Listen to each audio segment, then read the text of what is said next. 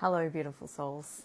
Today is a message that is unlikely coming from somebody who is a burnout coach and teaches women very much around listening to their capacity and obviously, really resting and nurturing and taking great care of ourselves. And it's an important message because I think sometimes when we have gone through burnout, and certainly I have navigated that in a very challenging way, where I was actually only able to function for a couple of hours a day, and it was terrifying for me. And I certainly would not recommend doing this if you are currently in the midst of burnout. However, if you are either recovering or you've recovered from burnout, sometimes re-challenging ourselves is one of the best ways to not only rebuild our capacity again, but more importantly, rebuild our self-belief and our confidence in our body, because there can be a huge amount of fear that comes up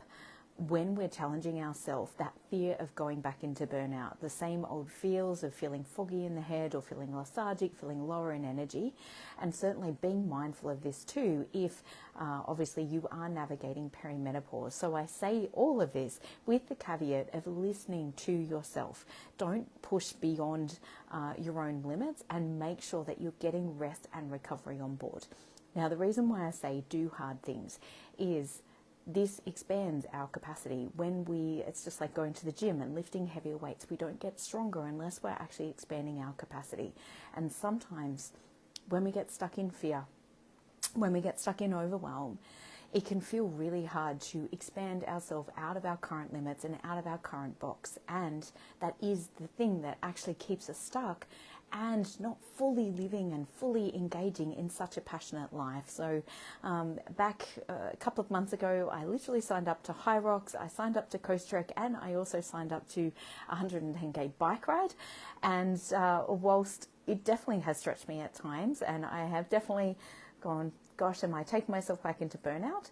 But what I was checking was my resilience scores, I was checking my sleep stats, all of those different things to really ensure that I was on track and I was increasing my adaptability, my capacity, and my ability to be able to believe in myself and believe in my body again, to be able to do those hard things as well. And stress is only adaptive when we have enough rest and recovery on board. And I think that is my biggest lesson for myself out of going through, obviously, burnout, all those pieces where I used to just constantly push and wasn't actually having the rest and the recovery on board that I actually needed.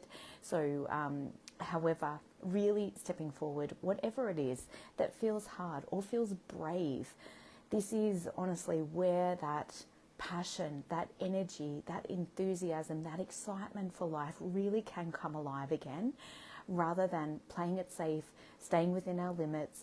And again, I've got that caveat, obviously, of listening to our body, honouring our limits, but being very mindful of this for ourselves. And it is truly where you can really re-engage in life at another level for yourself, break out of the box and start to live a much more passionate life again.